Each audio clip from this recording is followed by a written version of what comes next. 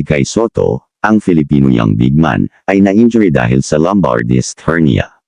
Ang kanyang kondisyon ay nagdulot ng kawalan ng katiyakan ukol sa kanyang pagbabalik sa kanyang koponan, ang Hiroshima Dragonflies, ayon kay Shuji Okazaki, ang general manager ng koponan. Ang lumbar disc hernia, o kilala rin bilang herniated disc, ay isang medikal na kondisyon kung saan ang isang bahagi ng isang disc sa spinal column ay nakaabante o lumalabas mula sa kanyang normal na pwesto.